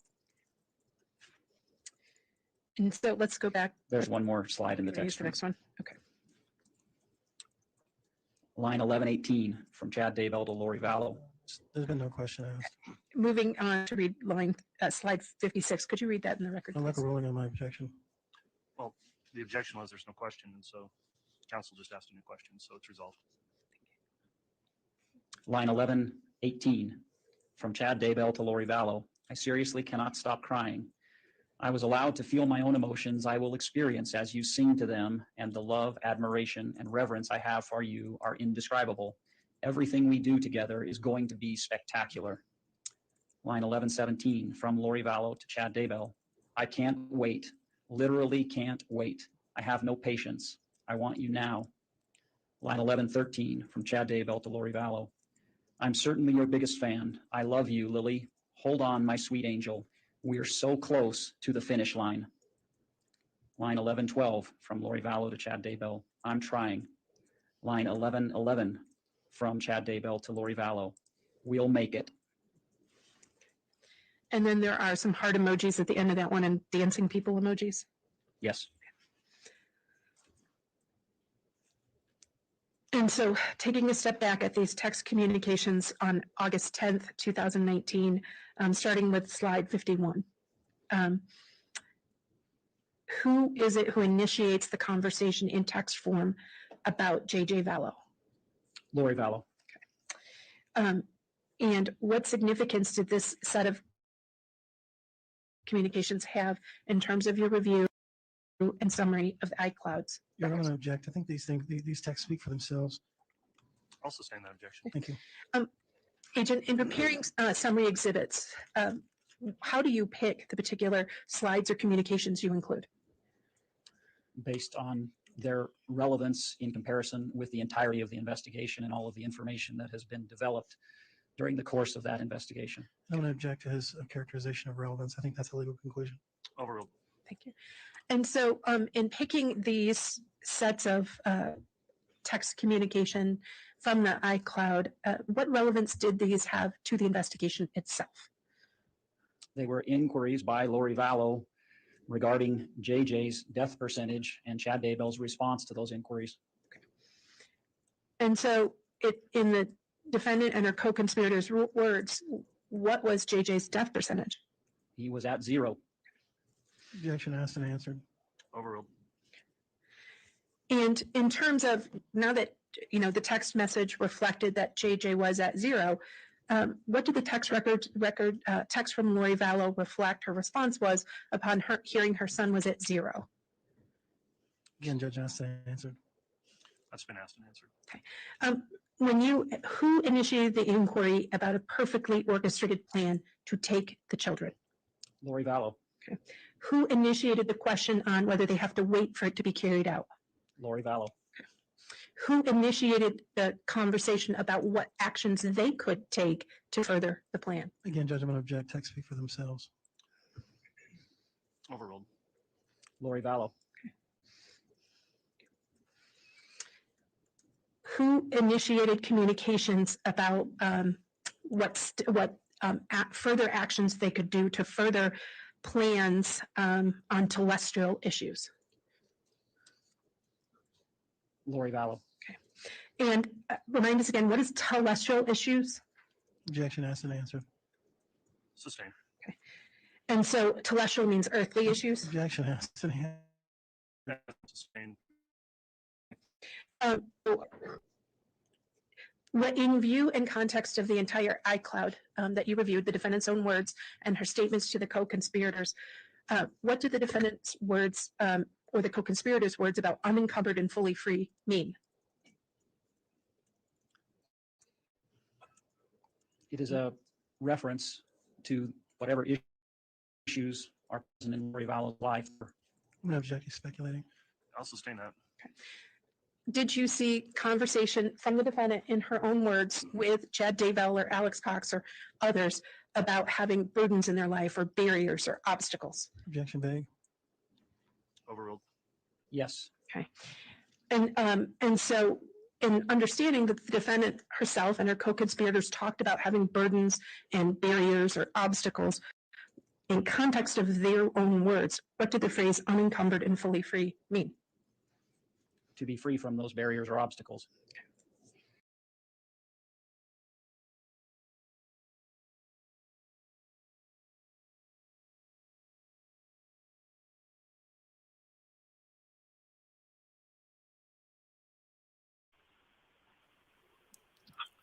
Okay. I do wonder why he didn't, or why he waited until after the question was answered before he said speculation. I mean, you could tell with the answer that it was, that would be the time to speak up and say calls for speculation. because it Right. did. And then when they, you know what I mean? Right. His objections are in wonky places, I think, about wonky things. Right. You object before they answer, so the jury doesn't hear it. What's the point after they've heard it? Correct. What would it's like you can't unringing a bell.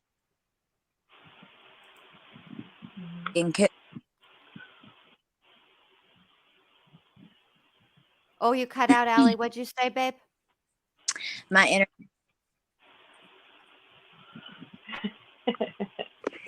yeah, my was doing. I heard like it was robot. I can't not even then. Like I screen recorded it. I'm gonna show you later, but it was like just stuck loading. So I don't even know what just happened. Like the last freaking 5 minutes, to be honest. So, well, but I guess we got to the end of it. Yes, they were basically talking about going forward with the kids, and that their plan was almost complete and they were almost to the finish line, and Lori was getting impatient. But I would like to point this out, okay? If all of this was done because they were to be in charge of the 144,000, right? That's like their main. If this were a video game, it's the only way I know how to relate it. If this were a video game, this would be their main quest. Like if you're playing Mario, your main quest is to get all the way to the end and get on the flagpole, right? But in between that main objective are side goals, like to get all 100 coins or to get all the red coins or whatever, right? So for them, destroying zombies and casting these dark spirits out of these people are like a side quest, okay? But the main goal is to get to the 144,000.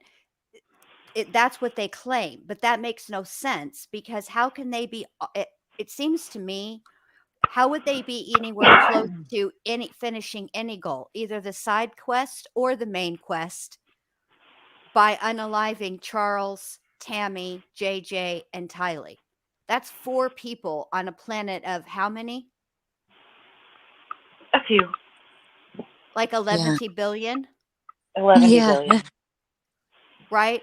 They're nowhere. And then on top of it, as far as the main quest goes, they got like 6 freaking members. They've got Chad and Lori, Mel G, Melanie B, P, Zulema, Alex, and that's it. Oh, and the friend that got threatened. So, well, let's just give him 6, maybe 7 out of 144,000. How are you anywhere close to the finish line, Chad? Do you even understand the concept of what that metaphor means? Because I don't think that you do. You're like, well, it's something I kept thinking about. Oh, I'm sorry. No, go ahead. It's just something I keep thinking about, and I didn't want to bring it up because I know that, you know, everybody else has been paying really close attention, and I've been over in friggin' whatever land. And and so, you know, I almost don't want to ask questions because I'm afraid somebody's going to be like, we've gone over this 100 times. But, you know, even though I've paid, you know, loose attention. Okay, good. We haven't gone. I mean, Allie and I have done recaps, babe, but that's about it. We really haven't had, because Leticia and her whatever yada yada yada bullshit just consumed us. Okay, so I'm not the only one. No, they're okay, not. So I'm wondering, okay, when did Lori go to jail? Just like, you know, the month and year. She went in like she went around like in the spring or winter. She went several months before the kids were even found, because she actually first went for not saying where they were at. That's when she was arrested in Hawaii, and she never got out since then. But I cannot remember. I'm thinking like January, but I might be wrong. I don't know. Look it up. Let me look it up right now. Okay. January maybe of 2020, but I might be wrong. So yeah, look. I just couldn't remember. She went before Leticia, that I know. Yeah. Okay. Well, then it would have been, because Leticia was March 2nd. So it was my understanding a long time ago that as part of their beliefs, Lori specifically believed that, you know, the world was going to end on July something. It was July something of 2020. I don't remember the date. Yep. I'm thinking like 20th, maybe the 21st, 22nd. I can't remember.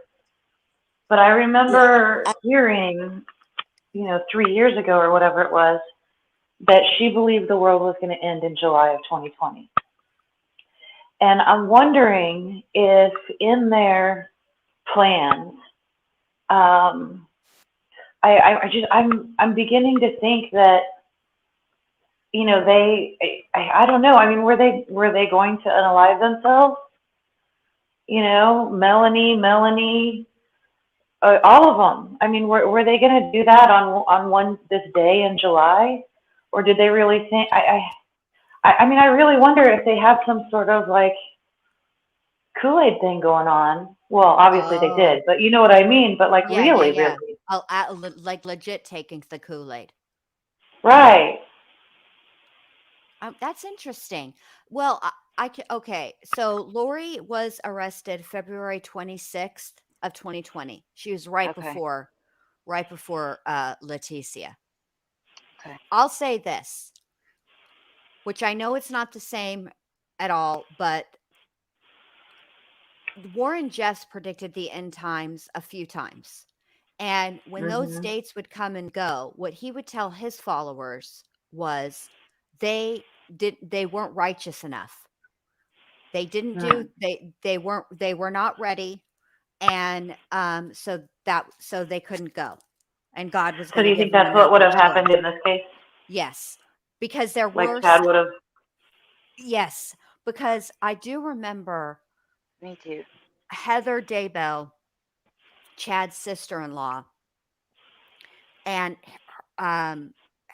talked about a prediction that Chad had made about an earthquake or some natural disaster. Oh yeah, I think I remember the earthquake.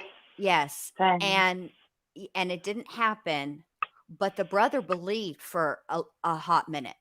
Experts say that they do that.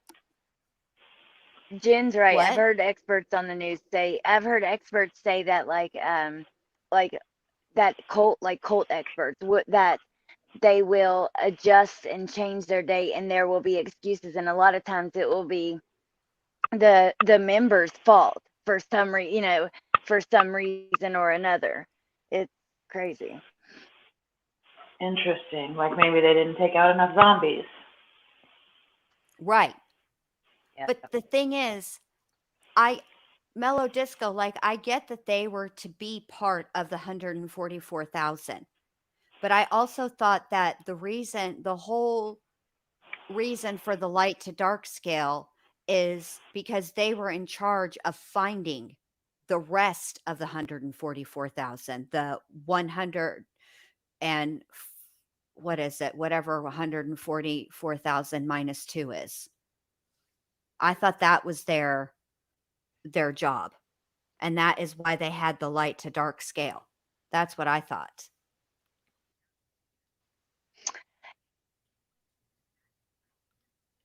And arrested until February. This case, I remember hearing about it like in December when they were looking for the kids. Do you remember when, like, Yes. everybody at first, like, I remember thinking maybe they were hidden away somewhere. Right. So what happened was after the well visit was done, the well check in Idaho, then an Idaho court ordered Lori Vallow to produce the kids. That is what she was served with in Hawaii. And then when she failed to bring the children, a warrant was issued for her arrest, and then they went and got her and extradited her back to Idaho.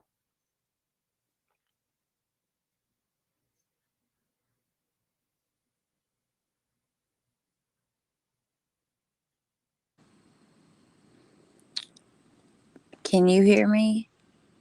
Yes. I froze for a minute. Okay. God, what is up with the internet tonight. I'm so sorry. I cannot get over it. It's messed up on my end too. We're gonna have to go back. That's what I was thinking at first too. At first I thought, well, she's got him hidden out somewhere because I had heard that there was some family drama, and I just thought, I mean, why wouldn't we believe her that there was some, in-law that was upset with her or whatever? Mm-hmm. But then I saw, it was Nate Eaton that was in Hawaii with the microphone walking down the sidewalk, and she said no comments or whatever. That's when I was like, oh no, those kids aren't okay. Yes. And then I went into the thought, like you guys were talking about earlier, and I don't know, what the bias was or why. I mean, I guess it's because, I just really mainly have heard about male cult leaders, and I saw it as a cult right away, and I just assumed that, Chad was the leader and Lori was a follower, and and then it started to change, where I was like, oh no, yeah, yeah. See, She's I'm not like just a follower. Right. See, this is how it was for me. So I first heard about the case, like we all did, because it was, one of those things. And then I was like, I thought the same as you, Crime Curious. I was like, oh, she's hiding him out because there's some drama, Yeah. That happens. I believe that. But when the date for her to show those kids came and went and she didn't show, that's when I was like, oh, this is something else. And then they started talking about it. But then other cases started happening, and I never got into really, it took a long time for me to get into the backstory. Like, I didn't look into it as much because other things were going on. And so now I'm deep off into it, and now I'm thrown off completely. I'm, Do you guys know much about Lori's dad? No, they don't talk about him that much. Yeah, the only thing that I've heard about him, so apparently in November of 2019, which was, just right after his kids had, gone missing, quote unquote, he published a book. I can't remember the name of it, but I just looked it up yesterday. Basically, how it was something along the lines of, how Americans can overthrow the IRS or whatever. He's a sovereign citizen. His name is Barry Cox. That sounds like the Laffertys. Yeah, because him and Janice apparently owed the government more than $300,000 in back taxes because he didn't believe in federal taxes. And he's very, very, very anti-government. And so, I think that for a while, I think that probably a lot of people that kind of added to the, oh, she's hiding them out sort of thing. Just because it kind of goes along with the whole, I'm going to protect myself from anyone who's outside my circle thing. Right. I don't know. But yeah, so apparently he's super anti-government, and he released a book, or it was published right after the kids went missing. And it was about, I've never heard it was about how Americans can fight against the IRS and overthrow them. Let me look up the title so I don't sound like a total idiot. Okay, you Barry don't ever Cox. sound like a total idiot ever. Mellow Disco, I'm gonna look into that because so I don't know how many of you guys what is it called? Okay, so it's on Amazon, and it's called How the American Public Can Dismantle the IRS. And it says, this book is dedicated to the inspired ideals promised to the free people of the United States of America. Our patriot and Palladian immigrant ancestors vigorously promulgated and selflessly defended these laws against the imperial British tyrant and despotic government propaganda of King George III in 1775, who more than self their country loved. This book presents critical information for all freedom-loving USA citizens to consider. In order to have truth and justice, it is important to protect our cherished rights that are published in our nation's inalienable Declaration of Independence, U.S. Constitution, Bill of Rights, and Codes of the United States of America.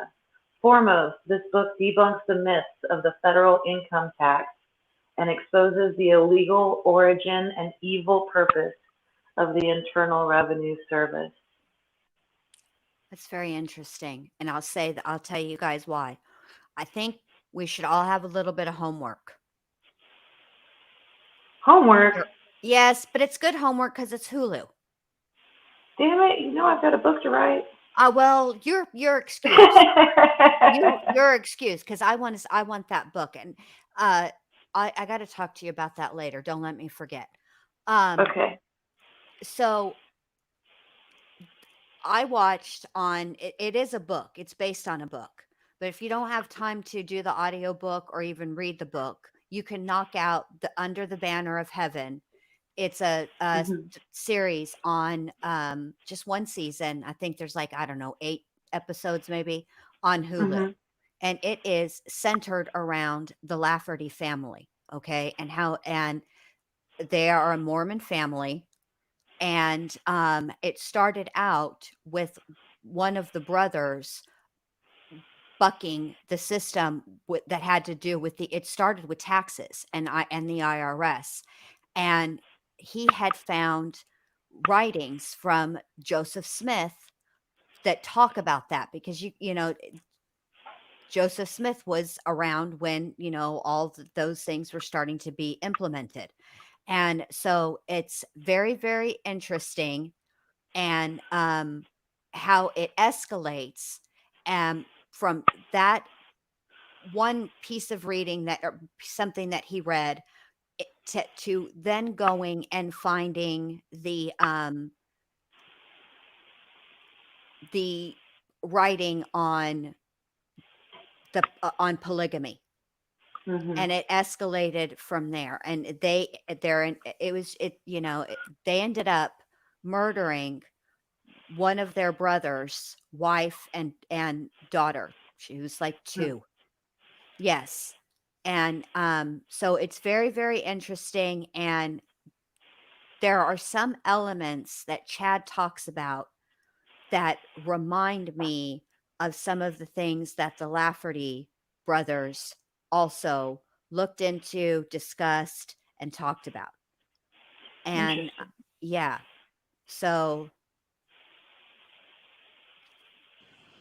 I kind of want to buy one of Chad's books. I'm not going to lie. I just want to know what they wonder if we can find them.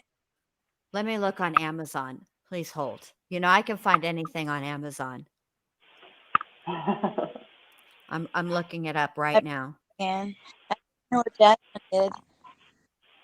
What, babe? You broke up. My internet is making me so mad. I think Nor Jasmine did.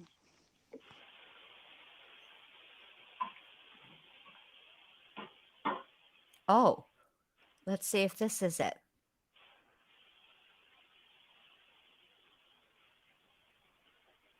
Let's see.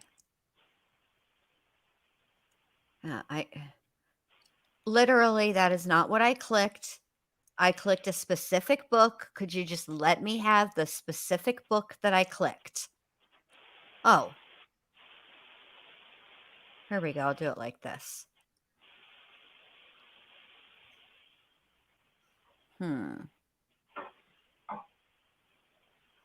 1 Foot in the Grave, The Strange But True Adventures of a Cemetery Sexton by Chad Daybell.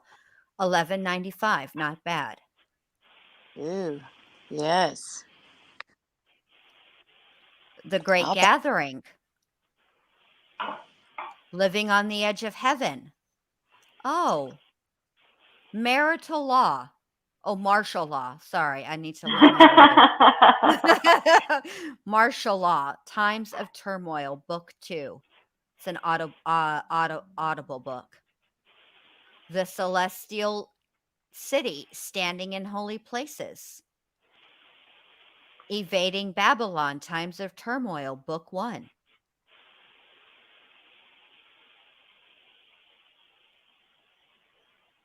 Let's see.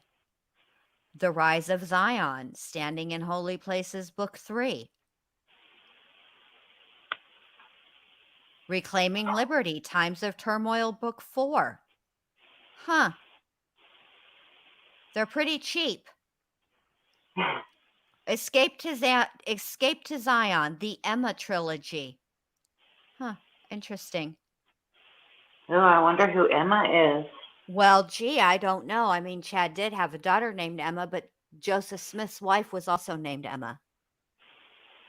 Mm-hmm. Interesting. Huh. I thought that said marital law. I was going to be like, Chad, what martial law? I wonder what this is about. Let's see.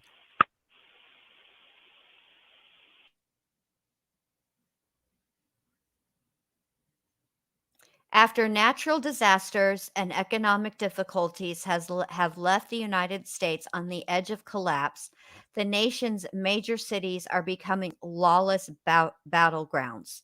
Nathan Foster and Marie Shaw find themselves trapped in Chicago, where they must outwit their enemies if they hope to reunite with their family. When the U.S. president makes the crucial decision to allow peacekeepers from the United Nations to help restore order, the nation hopes it will put them back on their feet. However, when a major earthquake strikes, the true intentions of the UN forces become more evident. Oh my God, that doesn't even sound good. Yeah, that's like if Lori's dad wrote an episode of American Horror Story Apocalypse. Yes, thank you.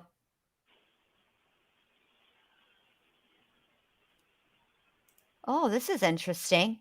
Chad was an editor at our local newspaper when I was younger. My mom has some old newspapers where me and my siblings were in it, and his name is in there as on there as an editor. Wow. Crazy. Yeah.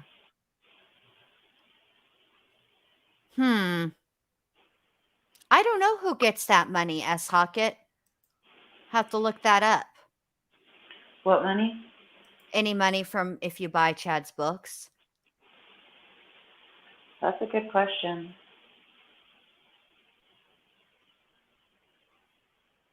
Oh, no. I'm sorry, Allie. Well, I'm going to end it anyway, but there you go. Those are the texts. Well, there's a little bit more text, and we'll continue that another night. Thank you for being up here, Jen. I appreciate it. It's a nice break. It is a nice break. I know it's still true crime, but so I spend the morning working on chapters, and I spend the afternoon reviewing the trial and going back over the trial. So ooh, it's nice to have evenings sort of off. Yeah, just to have your brain think about a different case. Yeah. Because I never turn off true crime. I wanted to tell you guys before I let you go that I've been thinking about taking all of the episodes that I did on the West Memphis 3 and making it a documentary. I'm not just going to take all the episodes and record them as one big thing, but just take, I'm going to redo them. I'm not, because I don't really like the video quality, and the audio is, I just learned some stuff since then, but and then finally finish the whole, say what I wanted to say about the case at its completion. Yeah. It's been a long time since I looked at the West Memphis 3. Yeah, that one's that I've been researching and talking about that case since 2001 or 2002. Wow. Yeah.